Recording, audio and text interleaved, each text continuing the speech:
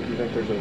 Well, again, it depends on one's level of enlightenment. For an ordinary soul, you're just drawn, you're dreaming of sex in Bardo, and you're drawn to the energy of the astral bodies of the couple copulating, and you get sucked into that action and get conceived.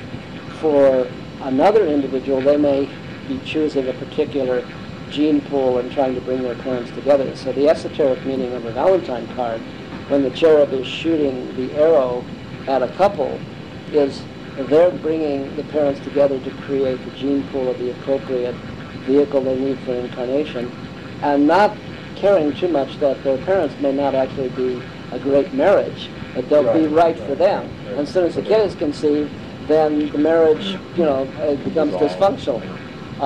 So the question is then, well, yeah, how does then one raise a child if you have, a whole culture of divorced folk?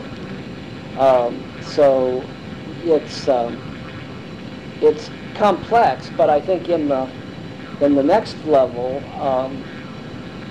there's the ordinary folk, the tulku, the Cupid couple bringing couples together, then the tulku consciously projecting, and then the individual who can sponsor human activity from a higher dimensionality but not have to take on a body, and be associated with a collective energy that could be like a Lindisfarne or a Ficino's Academy or a Bauhaus or a Black Mountain College or Plato's Academy or whatever, Pythagoras' Academy. So I think there are ontologically higher and higher levels where it gets complicated. But certainly where neuroscience seems to be going in the next 5 years is to claim that we can produce astral projection by stimulating a certain lobe. I think this is false, that what they stimulate is the stage after the neuroinhibitors kick in and you can't move in the hypnagogic, and you begin to float out of your body and dissociate from your proprioceptive image of yourself in your body. But what happens in the next stage is the actual separation of the subtle body from the physical body, and then it's journeying through shamanic time-space. But they want to claim that they'll be able to produce that. And then they'll say that the God neuron or God syndrome is an emotional complex that's entirely brain-based. So I think you'll see a huge explosion of scientific materialists saying that all religion is specifically just a brain phenomenon and has... Dawkins title. Yeah, a lot of them. And so, ironically, the Dalai Lama has brought these neuroscience together to study Buddhist meditation, and Varela was doing very interesting work on that with his loony diagrams and his paper in Nature. But the second generation are going to be a bunch of people who are going to just say, no, this is all physiological, and we can produce it either with a chemical or with electronic stimulation. But I don't think that's the case. I think this is just another chapter of reductionism and not understanding complex dynamical systems and the way in which higher dimensions don't have what Whitehead called simple location. Do you think that it's possible that, like the souls that incarnate, are they part of the consciousness of the Earth and the fact that there being animate life on this Earth, and that somehow creates some sort of a collective well of consciousness that's able to parcel itself out? Or is it possibly more likely the case that it's these souls are cosmically connected to a larger... Yeah, I would be more like Whitehead and in the philosophy of panpsychism to say it's not the right language to say, is there life on other planets, that the universe is a mind that is fractally a self-similar architecture, that this mind is composed of other minds, like the fractal landscape of foam and bubbles in multiple forms where it recapitulates. And so mind can organize itself as a cell or a star or a galaxy, and that the whole shooting match is actually immanental mind.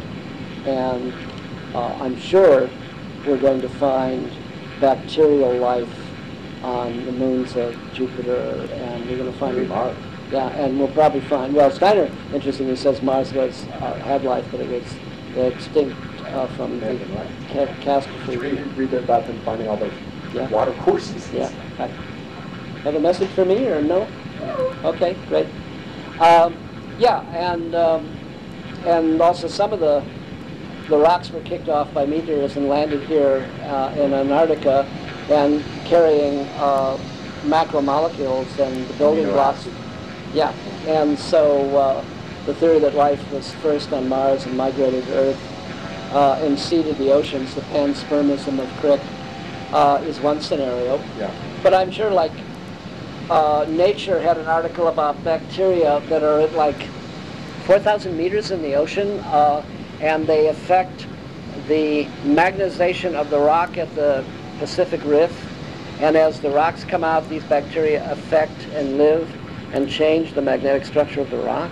And these bacteria only live at pressures at 4,000 meters below, sea level. There's life everywhere on this planet. I mean, it's in the ice, it's in thermophilia, it's, The temperature's it's really hot. Yeah, and there are the thermal vents where the whole system runs not on sunlight, but runs on chemical organization.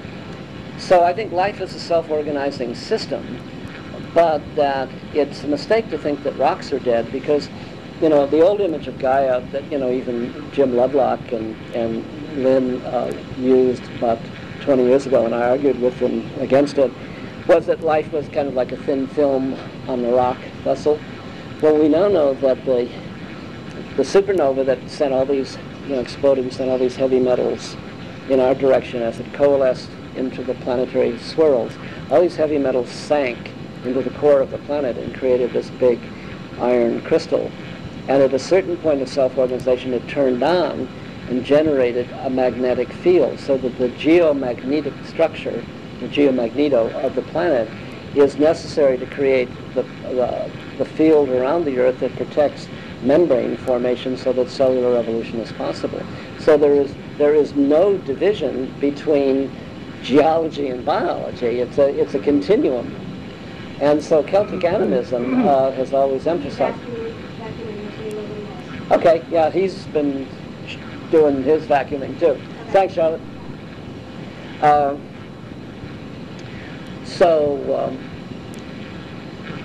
I would want to take Gaia up to that stage. So I think we will find life on many, many places. But I would say that stars are alive, rocks are alive, in that they are prehensions of mind. They're not conscious. In the traditional divisions of Celtic animism, you would say a stone, and I talked about this last night in my Dharma talk, a stone has the mind of deep dreamless sleep. And it hears music, remembers the supernova from which it came, hears the music of the stars and the spheres, and is in a kind of continuum state. Plants are in the dreaming mind and don't move and sway in the wind and are in a kind of dreaming sentience with light. And animals are in three-dimensional space and move, as opposed to the tree, not picking up and running, except in Tolkien. So that kind of level is one in which the Native Americans, the Hopi, or others would be very comfortable with. And it was only in modern scientific materialism, in the killing of nature, when Kepler decided not to use vis, meaning kind of life and vivification, but to use the word force, that we began to move toward the Newtonian, paradigm of nature is dead and we can work our will on it. And now we're finding that that's generating a catastrophe bifurcation, and nature is going to fight back, and we're going to have a human dieback on the order of billions of people in the next 25 years. You chose an interesting time to live in. I'll probably check out before then, before the shit hits the fan. Do you think that then that people like John Edwards that claim they can talk to the dead, do you think they're really doing that? Or? Oh, that's that guy on TV? Yeah, and there's also a guy on the radio too. I forget his name. Well, since the dead are in a dreaming kind of state, it's not that specific. Let's take a common human experience. You have a feeling about somebody and you're thinking of them, and the phone rings and they're on the phone.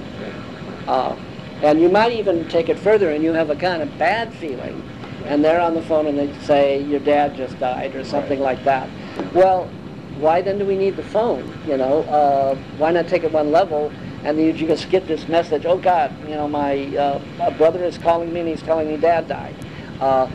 These emotional states are like underwater phenomenon of feeling and tone, but they're not factual, conceptual data. And so to concretize it in that sort of way, that, you know, your Uncle Fred is disturbed and wants you to sell the house or something, you know, I think that's kind of bullshit. I mean, the Chinese... They're charlatans? No, I think there's an element of humanness.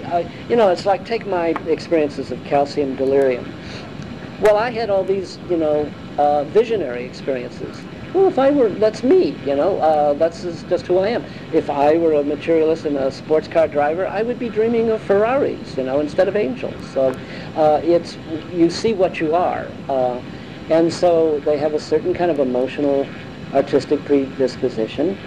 They live in a culture that enhances, reinforces, and articulates it in a particular way, and it meets a human need of feelings of loss and aggrievement, and then they play to it and work it out. So it's like a jazz musician who picks up a tune, you know, Melancholy Baby or My Funny Valentine, and then runs with it, you know, like a, you know, Bill Evans on piano or something, or Miles Davis. So each of them artistically does it a different way, so that every jazz musician who comes along, one of the things that they will always do is give their version of My Funny Valentine, whether it's Keith Jarrett or Bill Evans or Miles Davis. It's almost something, and they're all kind of the same, but they're all very, very different. So every channel, you know, you can talk to David Spangler, because he's a guy who, you know, lives in this world, and he's here. And so, you know, corner him and have lunch and you know, ask him. So I don't think they're quite charlatans, but I think they're a little self-deluded. Certainly the Buddhists, Zen Buddhists, look upon this as a kind of woo-woo and just, you know, sort of Hollywood movies that get in the way of the real work of enlightenment. But I think it is possible to communicate with modes of consciousness that are not body-specific, whether they're the dead or the pre-incarnate or celestial intelligences, to use the Neoplatonic tradition, and that the cosmos is a mind rich in many self-organizing forms of structure, and how one lives with that depends on how you've been taught in what particular culture. If you've been raised a shaman, and in the Native American culture, you'll do it one way. If you've been raised a druid in Celtic, pre-Christian Europe, you do it another way. Now, the Chinese have gotten very elaborate with this. I have a friend who's a professor of Chinese literature at Bowdoin, a friend of my daughter's, and they have this whole paper culture for the dead that, and she was talking about one aunt coming disturbed that she couldn't travel and wanted to visit some place or something or other, and would they, you know, get some paper money and paper boats, and then they create these symbolic artifacts and then they burn them for the dead, and then the dead come and say, oh, thank you now, you know. And if you live in an ancestor culture where the ancestors are visible, which is, I think, what's going on in Navali Kori and Göbekli Tepe, with all the head cults and stuff, then the divide between life and death is just a membrane, a threshold.